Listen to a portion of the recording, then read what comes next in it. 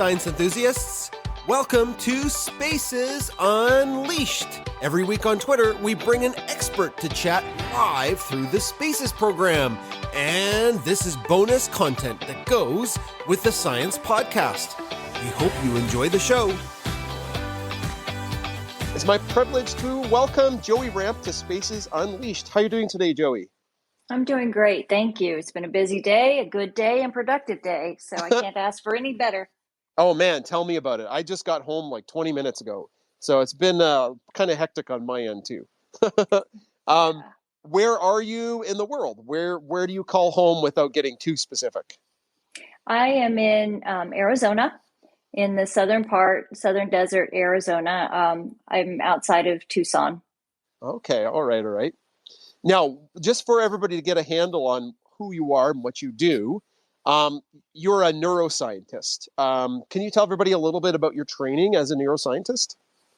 Yes, well, I'm a biocognitive neuroscientist, which is kind of interdisciplinary between and behavioral neuroscience, molecular and cellular neuroscience, as well as psychiatry. And the reason I wanted to incorporate all of those elements into my education is because I'm very interested in the correlation between traumatic brain injury and the development of illness, or more specifically, post-traumatic stress disorder. Okay, so when you were younger, were you interested in science? I will get into maybe why you're interested in the post-traumatic stress and the brain stuff a little later. But as a young person, was science your jam? Not at all. And wow. Okay. Well, that's the interesting part is, I did sustain a brain injury myself, which did dramatically change my life in 2006. Prior to that, though, I was very creative. I was not science, mathematically minded at all. And going into science at all in any realm, more specifically neuroscience, would not have even been on my radar. After the brain injury, I started, trying to figure out what I was going to be able to do with my life. And I wanted just to understand more about the brain. And I just decided I was going to study neuroscience and try and understand what was happening. I realized that I had developed this propensity for science after the injury. So are you comfortable talking about your injury, Joey, without going, I guess, into being as much detail as you feel comfortable? Oh, sure. Okay, you don't mind talking? No, I don't mind. For myself, this is my own preference. I'm very transparent, and that's because I do give a lot of presentations, and I talk a lot about injuries, about brain injury, about mental illness, and about recovery. So I'm very transparent about my own story, and not everyone will be able as I would be, and I wouldn't recommend, asking someone unless they volunteer the information. But anyone who follows me knows that I do share a lot about my life. So in 2006, I was in a very bad horse accident, and I did sustain a traumatic brain injury and 23 broken bones, which included fractured vertebrae. I fractured facial bones, multiple arm breaks, clavicle, leg. I could go on. And it took many, many years of surgeries to begin with. And then also what I didn't anticipate was the recovery time it was going to take for my brain. And honestly, at the time, I didn't even know that was possible. And I lost cognitive abilities. I lost the ability to understand language. It was like people were speaking to me and it sounded like they were speaking a foreign language, like German or something to me. I could see their lips moving, but I couldn't understand the words that were coming out. I could not verbalize a lot of things that I wanted to verbalize. And on top of all of that, I started losing huge chunks of time. I lost memory. I couldn't remember a lot of things that were happening. I would lose like whole months of time. And through the process of my education, I began to understand why that happens and how the brain can kind of recover itself. But also during that time, I was diagnosed with a very significant complex post-traumatic stress disorder, which, included a lot of the hypervigilance and things. But they kind of, they lap the loud noises, the startle response, all of those overlap with the TBI. So it's really complex.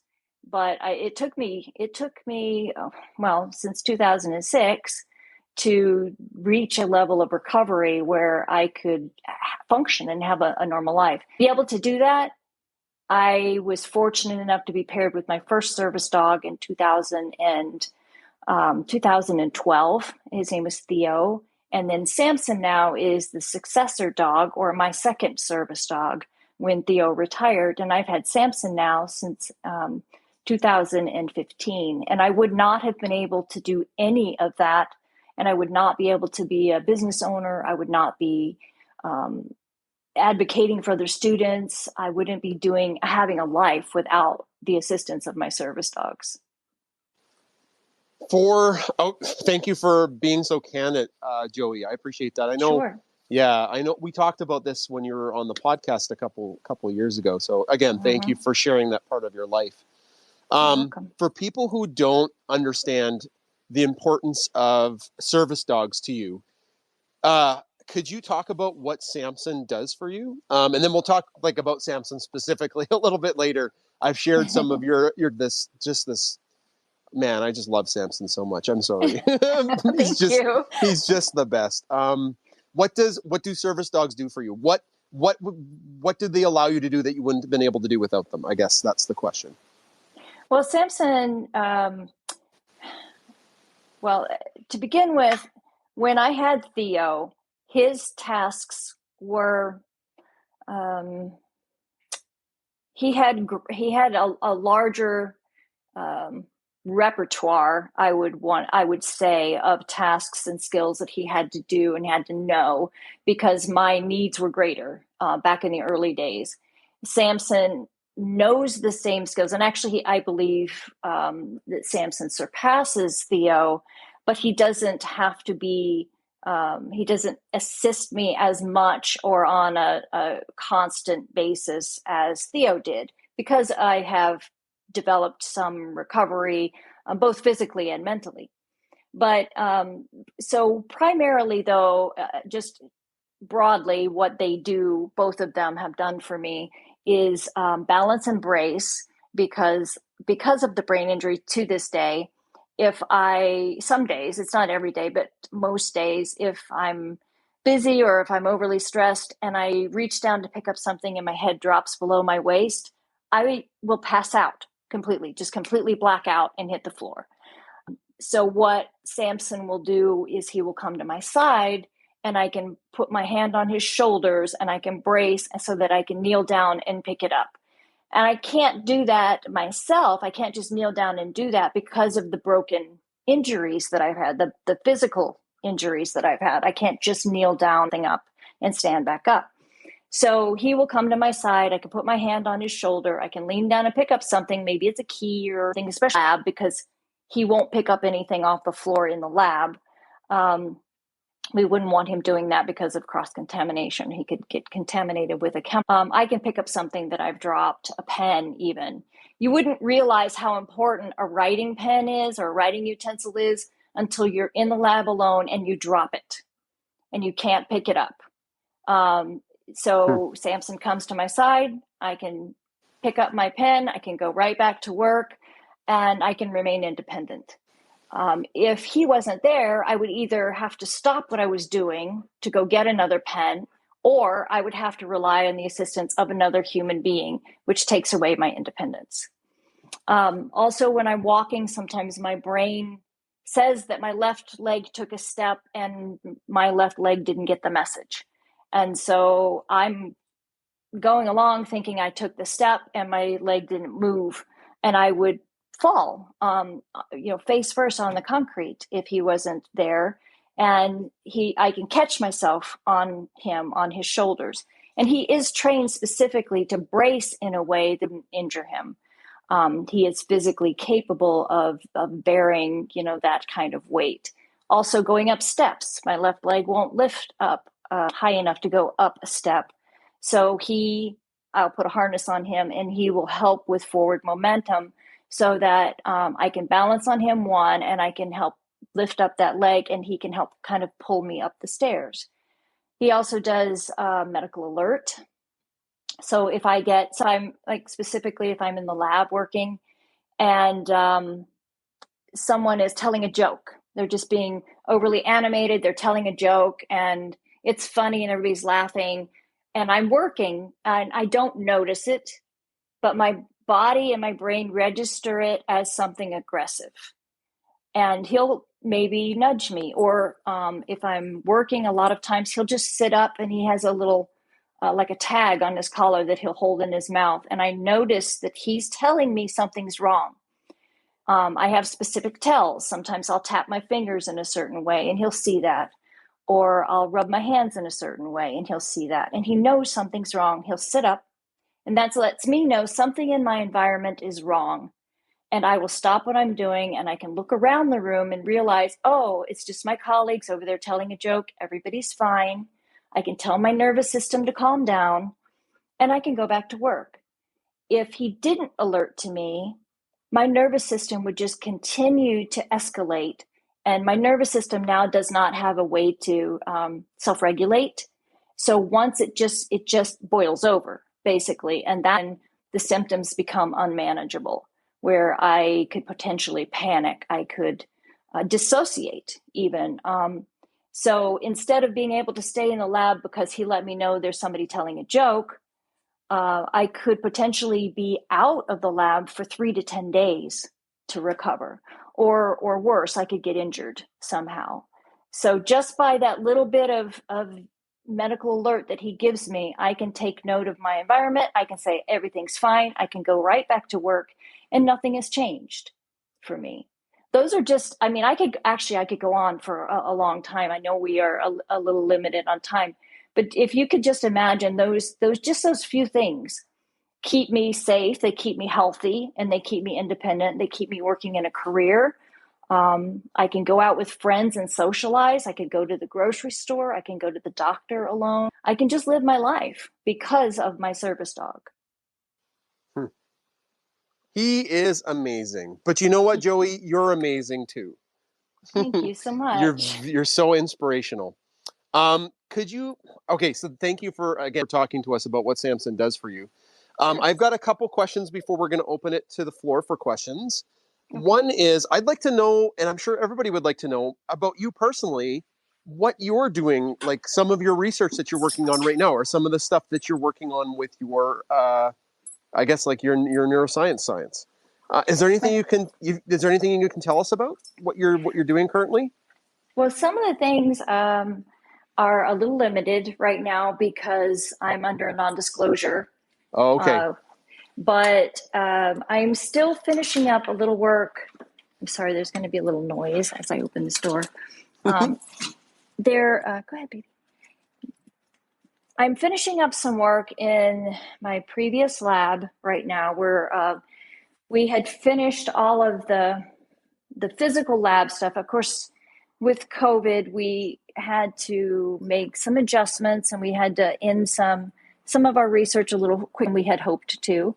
But now we're in the process of finishing the manuscripts and getting them submitted for publication. So, right now I'm taking all of the data that we had gathered and we are putting together. And a lot of what I was working on was early life adversity and it's and PTSD. And we were working with the veteran population in that regard, and trying to establish if early life adversity, made someone predisposed to PTSD.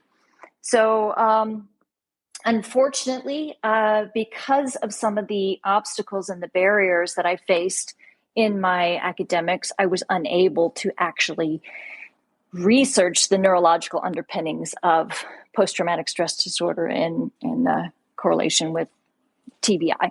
which is why I got started in advocating for other students, because I had to end my my academic endeavors because I was told a service dog couldn't enter a lab.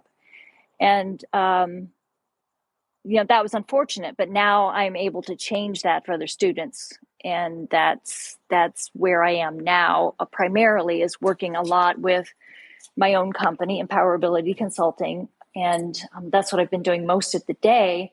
People ask me all the time, do you really get people who are seeking these opportunities, people with service dogs? And my answer is, I do this full time. This is what I do. I'm also working on a big grant, like I said, that I can't disclose, with the University of Arizona. And we hope to have some answers. It's probably going to be mid next year sometime before we find out if we did get the grant or not. But that's going to open up a whole new area of science for students with disabilities. So my hope is, fingers crossed, we do get that grant. So those are the types of research things I'm working on right now. Awesome. I didn't want to just make this all about service dogs, because it's a big part of your life. But I have two more just quick questions.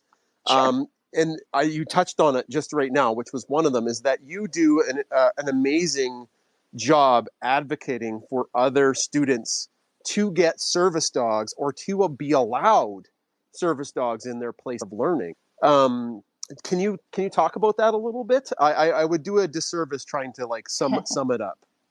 Yeah, sure. Well, when I was in school, I started back to college at the age of 48, newly disabled. But I had a previous career as an executive in a very large corporation, and I headed up research and development. So I would go into boardrooms for international corporations and convince them to invest millions of dollars into our ideas and move the project forward. So I have always been comfortable speaking to administrators and professionals, business professionals. But even when I was in school and I was being denied access, I was specifically told a service dog could not enter a lab. And every single semester, I had to advocate for myself. And as a 48, 50-year-old woman who had, all of this history, I think I felt more comfortable doing that, even though it was a struggle and it was very time consuming. And then I reached one barrier I just couldn't overcome, and it ended my PhD endeavor right then and there. And I thought at that moment, why was I in school even? I didn't get to finish my PhD because someone else placed their own limitations on me. And at that point, I decided by that time, their students were already reaching out to me because our story had already gone public. And I realized that there were people out there that needed the assistance that I needed that I didn't get. And so in 2018, I developed Empowerability Consulting. I do a great deal of pro bono work, but I also work with universities in helping to develop policies and new policies, new academic policies, service dog policies. I work with compliance and safety officers. I've worked with the American Association of Microbiology in developing guidelines for service dogs and teaching labs. I've worked with the American Chemical Society. That's not Samson barking in the background, by the way. That's my neighbor. But I worked with the American Chemical Society. I just gave a talk to the American Chemical Society a couple of weeks ago. And we had, I believe it was 26 different countries attend that talk, who were interested in the topic of service dogs in laboratories. And how to accommodate students. And the questions I get now, the questions I used to get 5 years ago, have dramatically changed. They are now, how can we make this work, instead of, oh, we can't possibly make this work. So I'm very, I see a lot of positive change, and that's very exciting for me. But still, I had a student contact me, and they were told after 6 years of being in a lab with a service dog, they changed labs, and they were told they could not bring their service dog into biosecurity level 1, which is the lowest level lab biosecurity level. And they were a year and a half out from their PhD, and they couldn't get anyone to even listen to them on the phone, and did a Zoom call today with the university, and they are now allowed in their lab, effective immediately. So that's what I do. And that's what I will continue to do until nationwide, across the world, I don't know, people with service dogs have equal access to STEM education if that's the direction they want to go. Now, there is a caveat to that. I don't believe service dogs should be allowed in every single laboratory. There are labs where risk assessments are necessary, and they can be deemed not either a safe environment or an environment where the service dog could potentially fundamentally alter the nature of the work. Can we come up with an alternative or whatever at that point? That's what we need to determine. So, I also do risk assessments for labs and universities. So you're saying like the dog hair being there, the hair could potentially change the lab, the dog just breathing, right? Like stuff like that, or whatever they're using in the lab. If it's super bioinfectious, there's just not safe for the dog to be there with their human. Is that kind of the idea? Right. Yeah. Yes. I mean, there's a lot of different, there's a lot of variables, but yeah, something along that lines, or something where, say, you've got a full body, positive pressure air suit, and right now we can't have a dog in that type of laboratory. It would just not be a safe environment.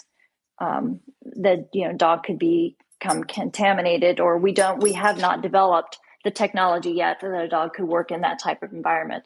Or there are airborne contaminants, where people have to wear ventilation, to air, ventilators to enter the lab, or if they have to, be decontaminated in some way, that would not be a good environment.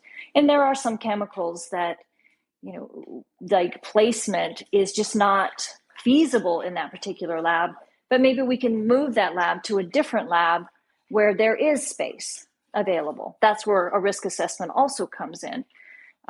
There is no safe place that the dog would be out of the way of traffic, or would not potentially get something spilled on them.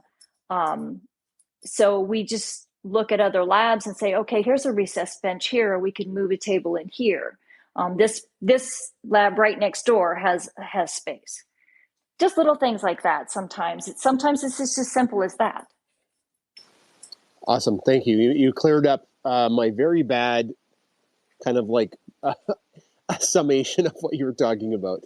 Thanks. Okay. Thanks, Joey. Okay, so we're going to open up the floor to questions in a second. The last question I have is people who don't know who Samson is. I did a little poll. You said Samson is your service dog. Can you tell everybody real quick who Samson is? Like how old Samson is, what kind of breed Samson is? Sure. Samson is a golden retriever. He is a very light-colored golden retriever. Some people call them cream goldens, but cream goldens are kind of especially bred to be that color, where all of Samson's siblings were actually a very red color. He was the only one that was white. So as an anomaly, he was donated to a service dog training organization, and that was Paws Giving Independence. And they did 18 months of training with him before I ever met him. And then Samson and I spent 9 months together training. I needed to make sure that he was going to be comfortable wearing personal protective equipment, comfortable laying on a mat for up to 4 hours, that he was going to be happy and comfortable working in a lab environment. I knew what I needed because I had already been in a lab environment with Theo, so I worked directly with the organization. So Samson was placed with me. He was a little over 2 years old. He is now going to be 8 in December. And he's just got this really gregarious personality. He's like super fun and super happy, and he's got a smile on his face and he's wagging his tail, but he does take his job very seriously. And he has different expressions. He can be very happy in one moment and then notice there's a change in me. Expression gets much more intense and he becomes much more focused. He's always has his eyes on me, even if he's laying across the room. If I move, he'll open his eyes and look at me to make sure I'm okay. But Theo, my first service dog, was very intense. He was a silver Labrador, and Samson is very light. And I always say that Theo brought me out of the darkness, and Samson keeps me in the light. And that really sums up the different personalities, but also the different places that I am or have been in the course of having a service dog over the last however many years it's been. Oh my goodness. It made me a little emotional with you explaining. That was beautiful. Hey everybody, I thought I would just give you some ideas about how you could support the Science Podcast. Number 1, you could support us on Patreon. Check out patreon.com/BunsonBurner. There's multiple tiers of support, and the lowest tier of support is not much more than a cup of coffee a month. The second way is you could check out our merch shop. We've worked really hard to partner with clothing companies that do a great job of providing vibrant colors and soft feels. We also have the Beaker stuffy for sale. It's so cute. The third way you could support us is giving us great reviews on our podcast playing apps. Any kind of review helps. And if you can't find a review, share our podcast with people. Thanks, everybody. All right. So for everybody who would like to ask a question, we've got some requests. If you'd like to ask a question to Joey, you can request the mic. If you're a little shy, you can direct message me. If you've just joined, we are having Spaces Unleashed, which is an audio chat. And the person we're talking to is Joey Ramp, who is a scientist, neuroscientist, who has a service dog named Samson. Okay, somebody had requested the mic, but it looks like they dropped off. They were the first one. We're going to go to Jamie. She was the first one. And then after that, Bumblix. You're on deck. And then in the wings is Law Clerk through a service dog. Okay, go ahead, Jamie. Good afternoon. Actually, it's still morning here. It's wing in North Queensland, Australia. Joey, have you managed to order many Mr. B's? I'm sorry? Mr. B's, your octopus. Mr. B.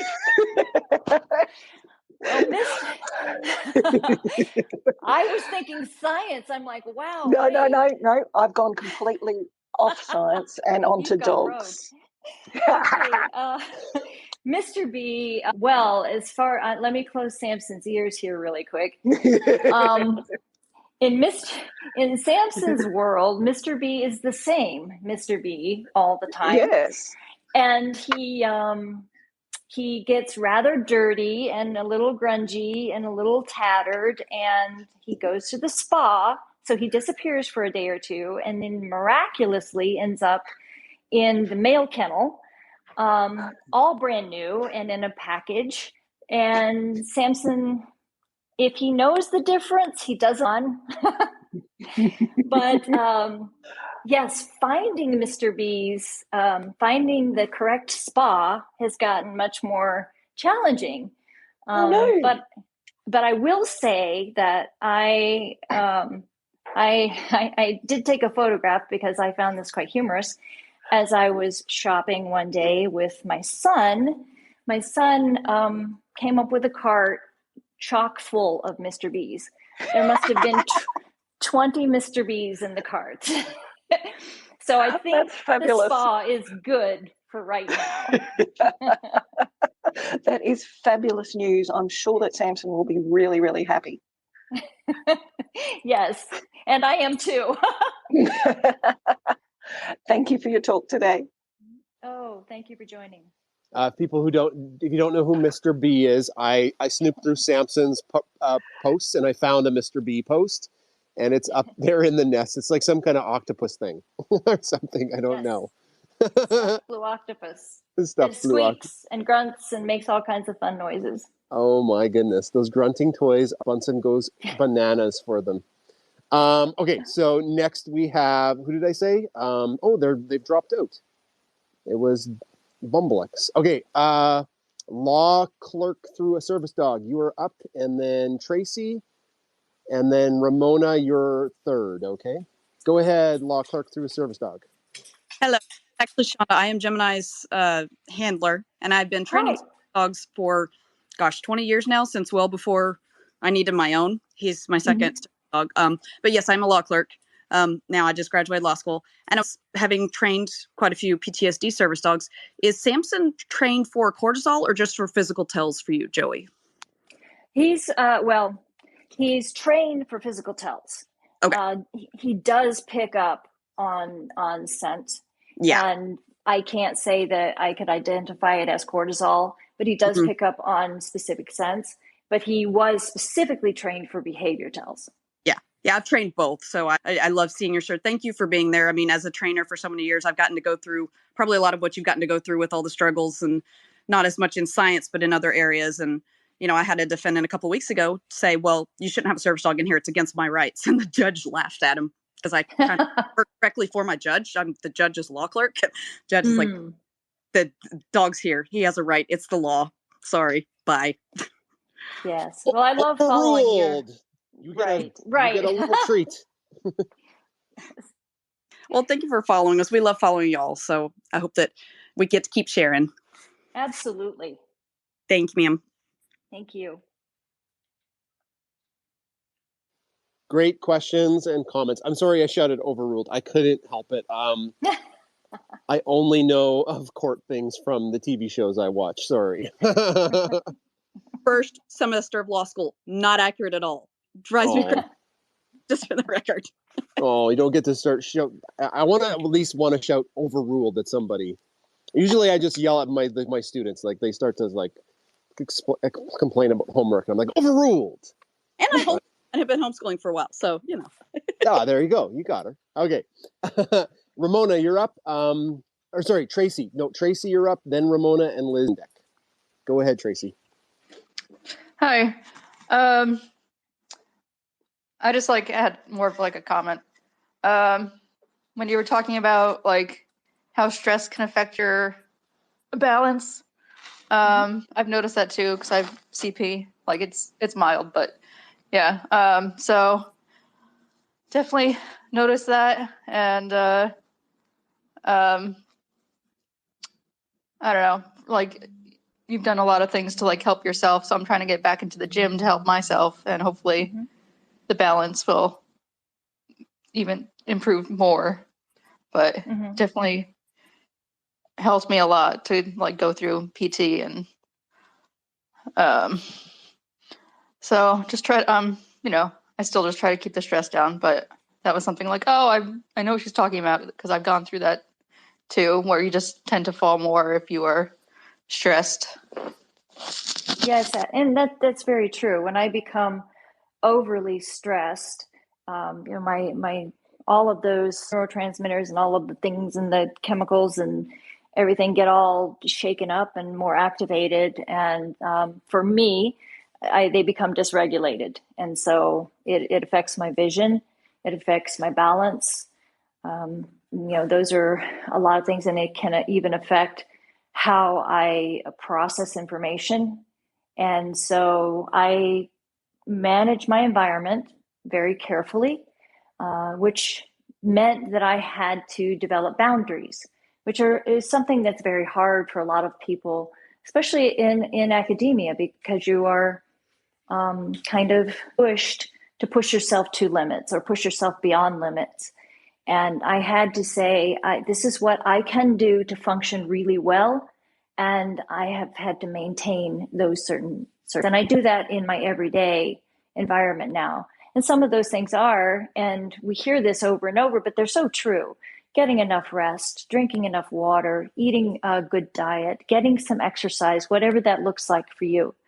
And also maintaining a level of well-being, whatever brings you peace or happiness, whether it's reading or painting or watching television or talking to a friend or reading a book. Those are all very, very important pieces to managing my disability. And that allows me to be a lot more independent.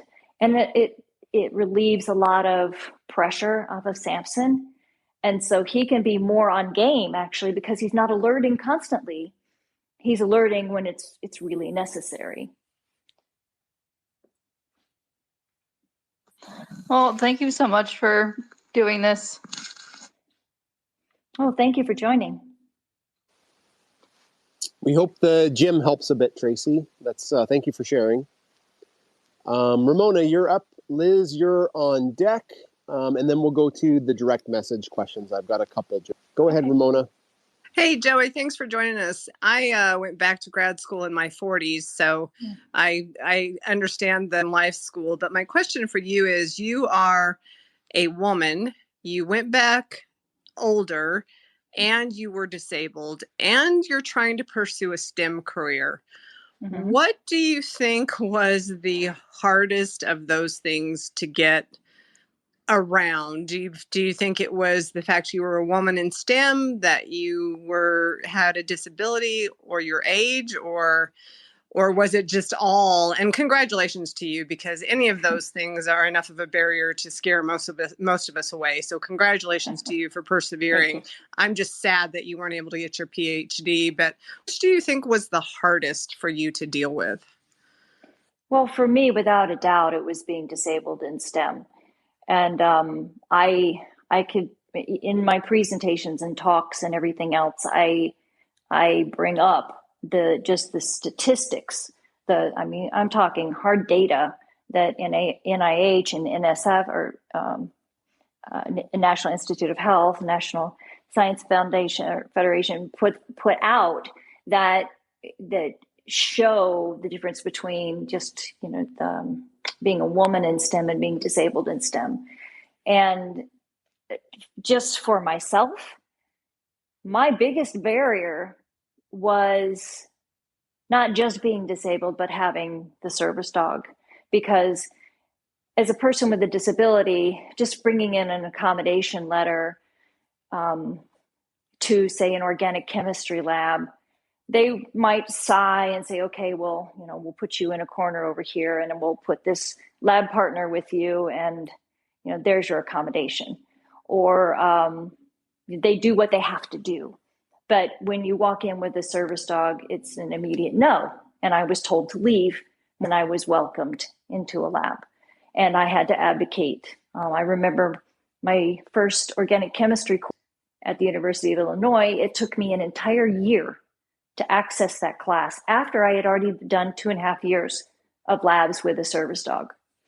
And finally, the deciding factor was I had to, even if it's not legal, I had to stand in a room of 20 faculty members and administrators and explain to them what my dog was going to do in this lab.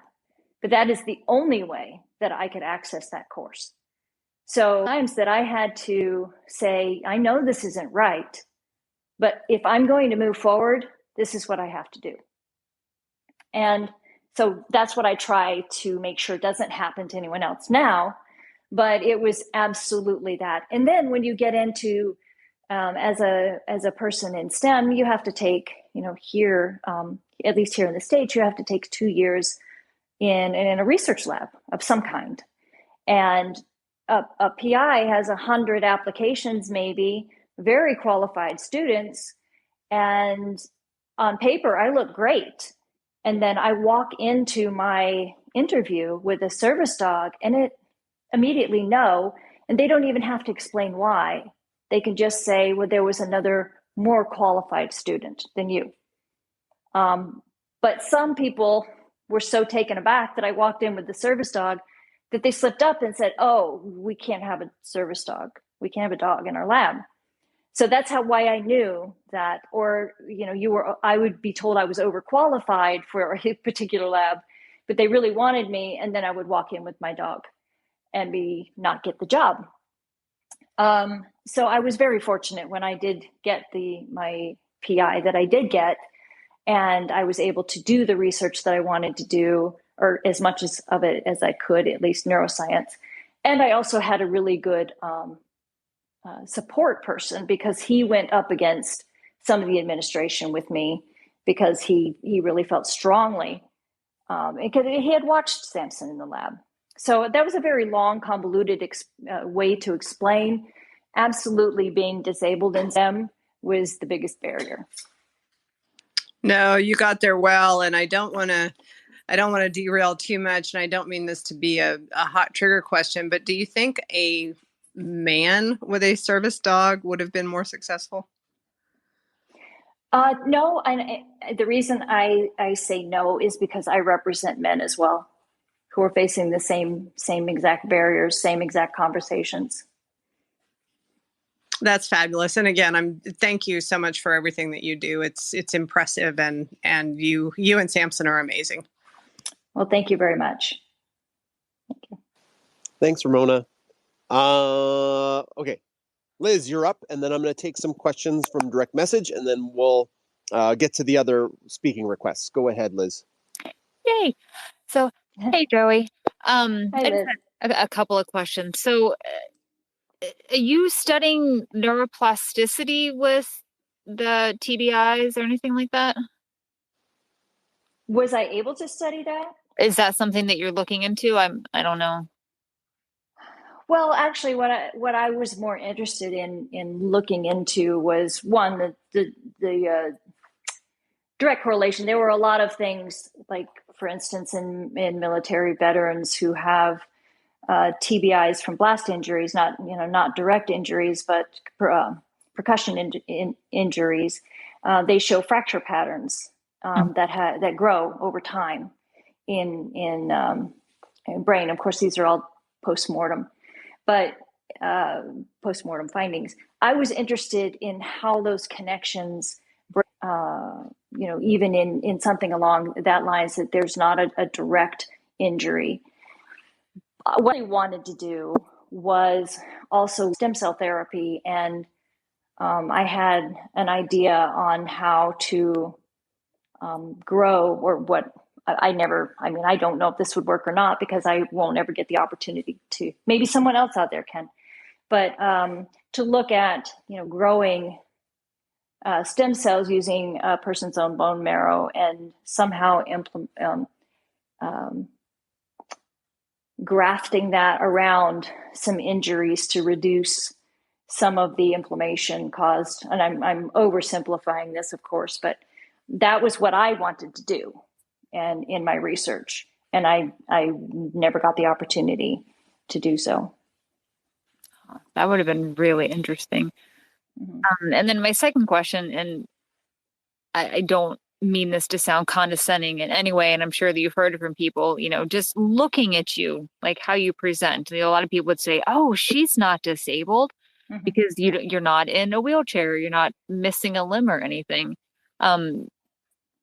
Do you think it would, I don't want to say be easier if it were something overt to mm-hmm. get the services that you need, even though denial is absolutely illegal and it happens all the time, though? Yeah, and I can say this just kind of anecdotally. Yes, I do believe that. And the reason I do is because I have worked with an absolutely fabulous individual who is in a wheelchair, and they went into medicine. They had a service dog, and they were just welcomed not only in their lab and in their college, but also in industry when they went to get a job.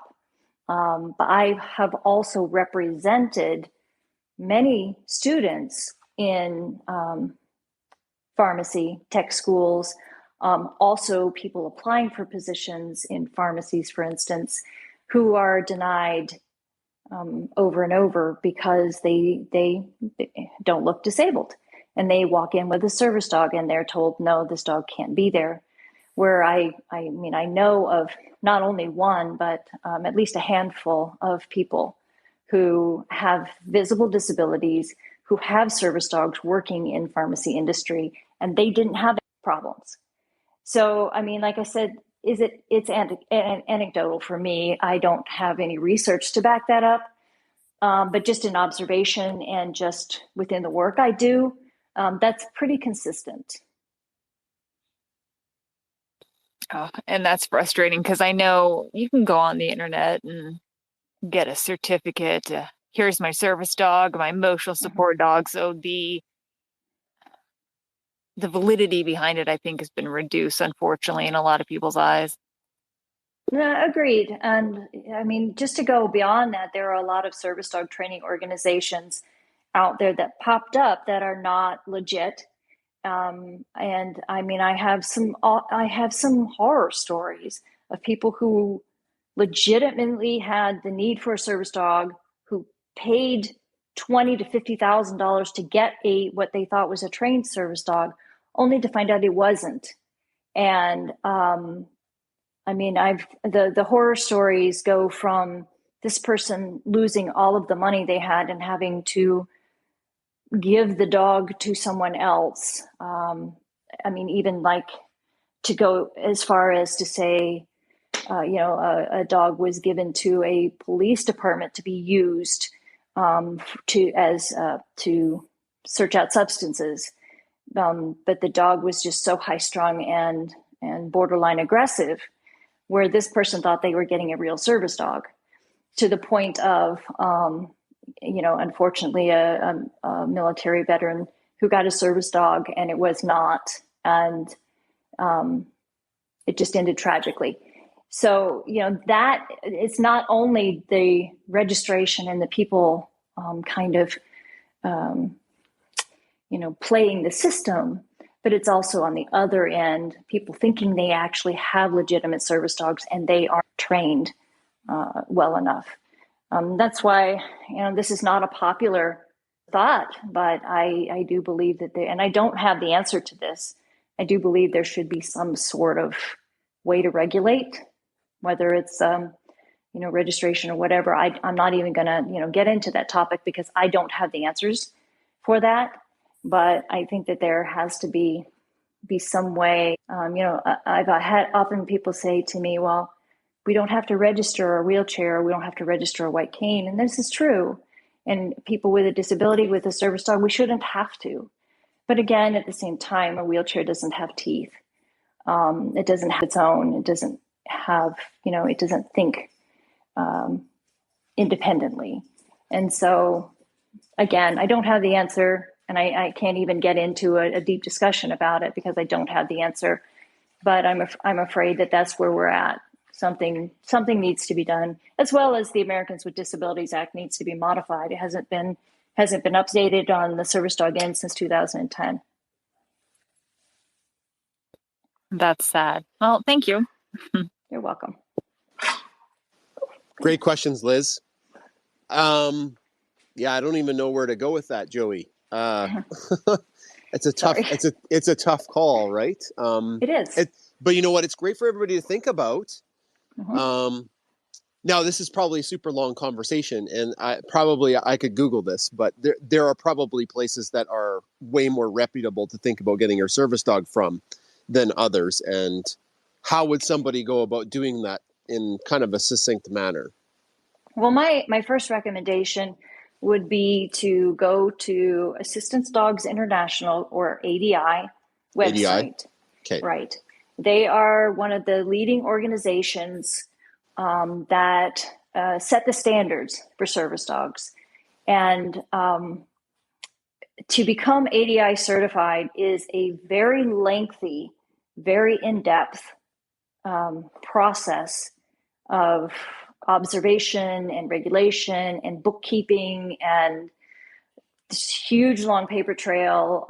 You have to show and prove that you are a legitimate training organization that is established that has all the appropriate board members, everything, oversight committees. And so you can look on the AI website, and on there it lists all of the different states, and I believe, I'm not sure if it lists countries. I know they're international, but I know they list in the states. They have states listed, and within those states they list organizations that are ADI certified, and that's where I would start looking. Okay, thanks, Joey. I appreciate that. ADI. Yeah, because it's one thing if you're like, you'd like a golden retriever and you get Beaker, right? It's like, it's another if you're expecting a service dog that is, could be life and death for you. It's not, it's not a joke, right? It's absolutely a serious business. So, okay. So a couple direct messages. This one is from Service Pup Basil. Thank you so much for your SD Lab protocols and website. Without them, we would have been denied access. Because of what you do, we can do RP, and we help advocate for others on the way. Thank you. And yes, I know you do, and I want to thank you for being such a positive example for everything that we're trying to do. I mean, you show people it can be done, and I appreciate all of your efforts. Okay, second question is from Tennis Ball Bondi. Rest and downtime Samson needs to do his work effectively. He's amazing. So that's the question. Samson gets a lot of downtime, actually. What does he need to do his job? We're partners, him and I, in this entire life adventure. And so that is the reality of having a service dog is sometimes they are tired and they need a day off, or sometimes they get sick and you need a couple days off even, or whatever. And as a handler, it's my responsibility to recognize what he needs and make sure he gets what he needs. So even if that means that I have to cancel a plan or cancel something that I had planned to do, I have missed classes because my service dog was either injured or ill. Ooh. And that is the reality of having a service dog happen. And you kind of have to go with the flow on that. So Samson, I make sure he gets plenty of time to play. If you follow, on his page, you'll see him playing in the park and playing with Mr. B, being goofy. And that's why I like to show that part of it too, because that keeps him healthy. He gets his exercise. That also keeps him mentally sound. So he's not always working. And he actually sleeps and sometimes snores. So he sleeps upside down with his paws everywhere, and I make sure he gets plenty of rest. If I go anywhere, I pack an entire bag for him, almost like a backpack that has his food, his water, his individual water bowls. It has cleanup bags. It has wipies. I make sure his paws are protected, and it's not too cold or too hot. If he's getting hot in an environment, I move. If we're sitting outside having dinner with friends and he gets too hot, we all move inside because Samson is hot.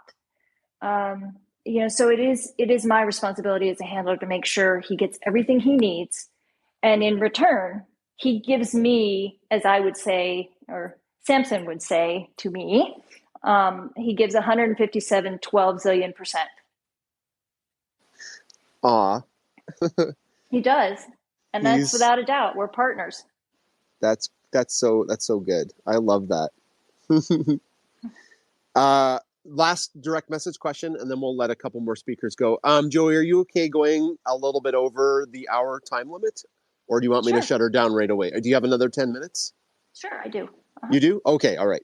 Lisa, I don't know if you can see in the nest. I posted this one to the nest because it was on the tweet chain. Are traumatic brain injuries external, or does it include strokes? Are elderly stroke patients rehabable? Rehabable? There we go. I don't know if you can answer that. I can't at all. Well, I mean, I can answer broadly on this. Brain injuries are not always external, of course. Yes, strokes do constitute a brain injury. Elderly stroke patients can be rehabbed.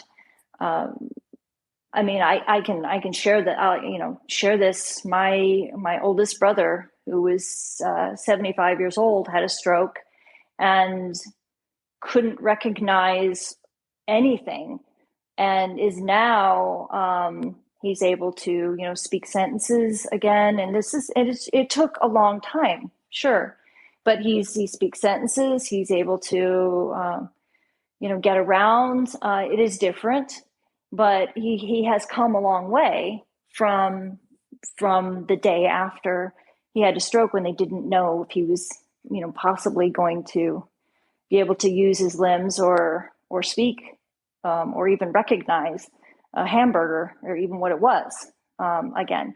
So yeah, I mean, it is, without going into a whole lot of brain structure and how all of that works, because that, if you get me going on that, we're going to be here 2 hours instead of 10 minutes.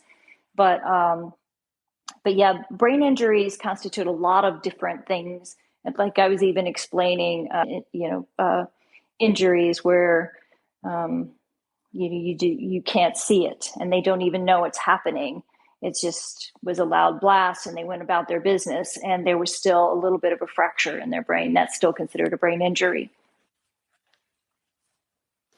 Okay, awesome. I'm going to bring up to her.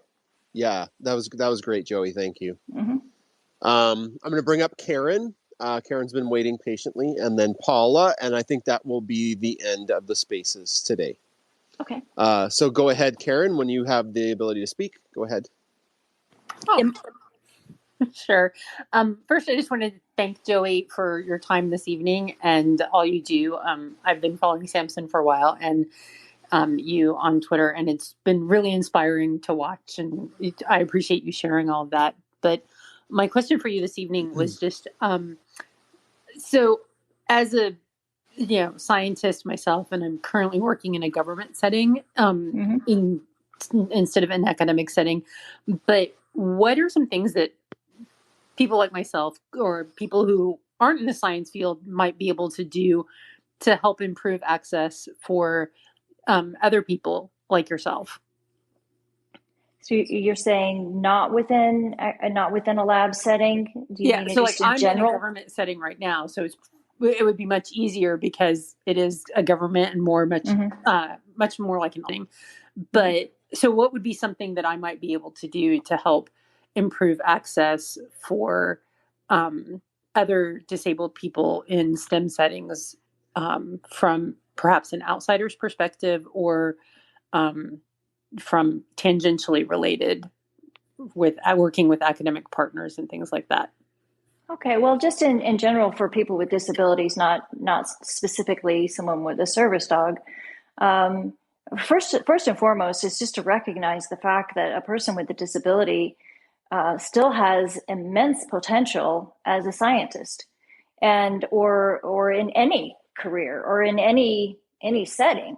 To not set your own limitations on someone. Oftentimes, like for instance, I am fully capable of doing something myself, but someone wants to come in and help me do something because they think they're helping, when in actually they're getting in my way, or they're making it more difficult for me. So, allow someone to communicate to you what they need. And if you see that someone is needing some assistance or struggling in an environment, say, for instance, a simple question like, is there anything I can help you with? And if they say, no, I'm good, let it be. If they say, yes, I'm really in trouble, the elevator isn't working, I get up the stairs. Well, then, it would be helpful at that point to see if there's an alternative route, or, if that person needs immediate assistance, help them get immediate assistance. I think it's just about being human and about caring. And as, Bunsen and Beaker being empathetic and compassionate, and just knowing that someone with a disability, that doesn't mean that they're less than. That just means that they might go about doing something a little bit differently, and just accepting how the differences, just as you would with anyone, accepting differences and realizing that they're bringing a different perspective to the table that could be extremely valuable. And people with disabilities face adversity every day, and with that comes an immense perspective on how to work around a problem or how to problem solve something. So those are the types of people I would want in my boardroom or in my lab or in my workspace. Someone who could think a little bit differently. Also, just because someone needs a little extra time off or something doesn't mean that person, again, is less than. That's just what they need to be efficient and effective. For me, I set boundaries. And because I set the boundaries, I over-excel during my. So, I mean, I don't know if that answers your question or not, but I think it's just really about being human and looking at each individual person as a human being, not as a disabled or non-disabled person. Oh, no, I completely agree. My sister was born with spina bifida, so I completely get first off, a disabled person is not less than, but they also view things differently and have great problem-solving skills and a different perspective. And we should take time to listen to that because it's very insightful, for one thing. But Absolutely. as I was listening to you, I was like, oh, so really just basically be a nice person. Yeah, basically. That's really what you would advise, like the average person is. If you're just a nice person and, don't be a jerk, you're going to be helping the world out and make it a better place in general. So, right. Okay. Everyone needs different things. Someone who, like, I have used the example before of someone who comes into a setting, a work, whatever, an interview, say, for instance, and this isn't about someone with a disability, but maybe one person has great qualifications. They have no family, they have no children, they don't need any extra time off, they don't need weekends off, say, for instance, to go to softball games. Someone else comes in with qualifications, a family, and they need to take weekends off. A lot of times the employer is going to pick the person that doesn't need weekends off.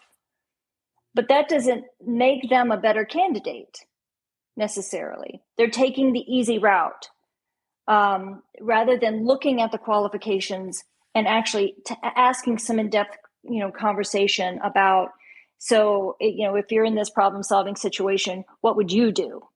And then comparing those answers and picking the best candidate. You know what I mean? Yeah. So it doesn't always even have to be about disabilities, but just looking at each individual person as an individual and what they bring to the table. Great. Thank you. You're welcome. It reminds me of the quote from The Office. I don't know. Have you seen the TV show The Office, Joey? I have not. Oh, you haven't? Okay, well, No. I won't use it then. It won't make any sense. I forgot service pup Basil up before Paula, so I'm going to let service pup Basil go. Basil, and then Paula, you'll have the last bit there. So go ahead. Oh, thanks. This is Jade. Jade, yeah, Jade, right? Yeah. Yeah. Thanks for everything that you do, Joey. And I just wanted to chime in briefly on the question of what we can do to sort of like raise the legitimacy of service dogs in people's eyes. I think BC and Alberta actually have a very good model where there is a public access test and skills test that is required of all service dogs. And there is a government-based registration that is only given after passing that test. And it's reassessed, I think, yearly. But it's accessible for owner trainers and it's not a financial burden. It's a fairly low cost situation. And all the requirements are very transparent. You can download the test. It's very similar to ADI's qualifications. And I'd love to see something like that implemented across the rest of Canada and the States. I think it would help a lot to prevent fakes and other issues. Jade, I are you saying Alberta got something right? Yeah, What the heck? I'm actually going to try to prepare for the test because we dig there. So Yeah. I need to get her registered in Alberta so that we can. We do have dinosaurs. I'm sorry. Yep. No, actually, Jade, you're right, and that's how I would formulate the model in my head. I just don't know how to implement it here in the States. There's a lot of pushback. You nailed it though. That's exactly what needs to happen, because I know a lot of people. I mean, Theo was owner trained, and he was a magnificent service dog. I know a lot of owner trainers that do incredible jobs with their dogs, and they should have access as well, and also to make it so it is not cost prohibitive for people who are disabled. So yeah, exactly what Jade just said is what we need to do. Yeah, the idea is if you can train the dog yourself to pass the test, you don't have to pay the like $30,000-$50,000 that it costs to train said dog. That's the idea, right? Right. And I mean, there's hiccups to training your own dog, which I'm sure Jade can attest to. And I mean, when you start a dog and you get a year in, and then you realize, or year and a half of time invested into a service dog, and then you realize that dog is not going to work. It's not going to pass the test. You have to make a decision as a handler to, one, that time of a year and a half, and also bonded with this dog, you are going to have to replace, you are going to have to home or bring in another dog and start all over. So there are downsides. So in assessing, it's a big commitment. And I did it with Theo. It can be done. Jade has done it with Basil, a magnificent job. But for anyone out there listening, making that step to train your own service dog, really be aware of what you're getting into before you take that step. Thanks, Jay. Appreciate that. I'm getting people asking me what the quote is. Can I just say the quote? Go ahead. Is that okay, Joey? Absolutely, yes. Okay. So it was in reference to the people, the very qualified person needing the weekend off, and the less qualified person needing not the weekend off. It's from the episode where Michael screws up and he gets pizza from the wrong pizza place, and he asks the office, do you want a large amount of average pizza or a small amount of really good pizza? And the whole office goes, a small amount of really good pizza. So yes. that's the idea, right? Yes, exactly. That is the idea. Yes. And thank you for sharing the quote, because I wanted to know it too. I think it's Pizza by Alfredo's and Alfredo's Pizza. There's two really close. Anyways, it's a whole thing. Paula, go ahead. Okay, thanks. Hi, Joey. Thank you very much. You're so inspirational. And I have so many things I would love to ask you, but we're running out of time. But my first thing is, I live in the States too. Is there anything we can do to have our Congress maybe have a little eye-opening thing? Should we call and ask for some relations to help you? Is there things that we can do as citizens to say, hey, we need service dogs with people and have disabilities and such. And, is there something that we can do on our end to make it more aware?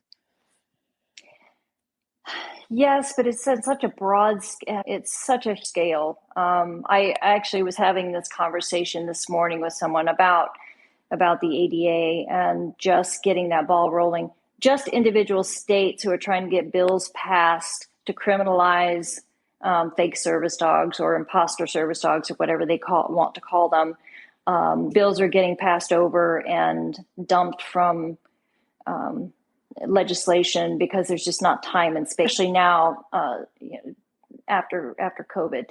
So just even getting the states to criminalize it right now has been a huge step.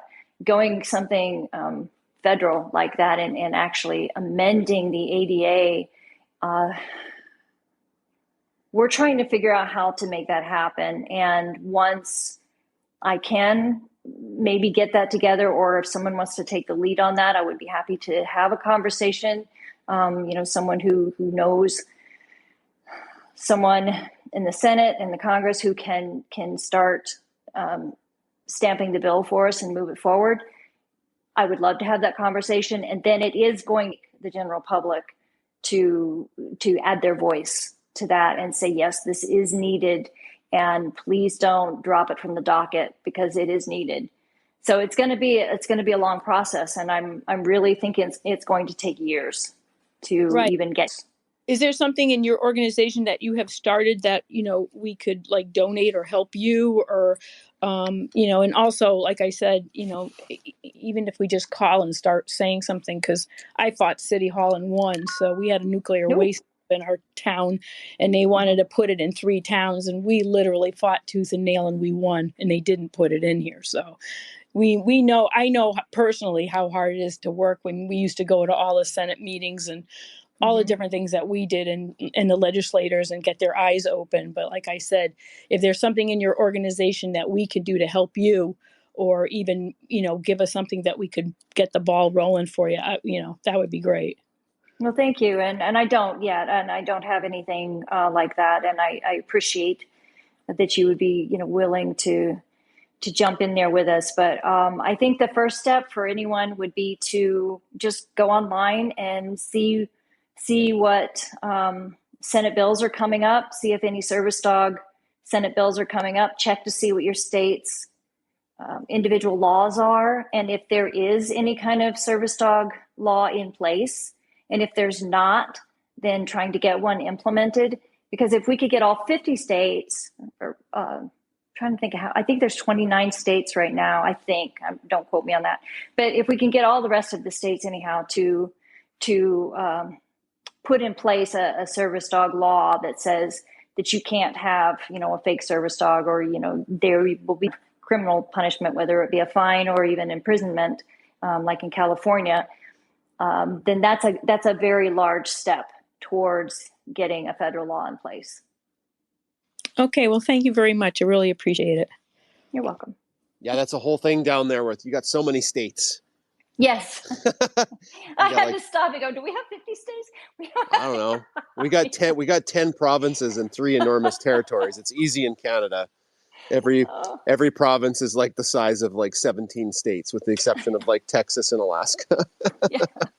This was an amazing discussion, Joey. Thank you so much for giving up your time tonight to chat with us. If people don't know who you are, and if people aren't following you, please, everybody in the audio chat room tonight, please follow Joey and please follow Samson. You do tweet about this stuff all the time, and if something comes up, if they're just keeping their ears to the ground and checking your tweets, it'll come up, I believe. Hey, like we'll see it. Absolutely. And we honestly have some amazing things coming, hopefully before the end of the year. So, stay tuned. And I can't wait to share some of the things we've been up to.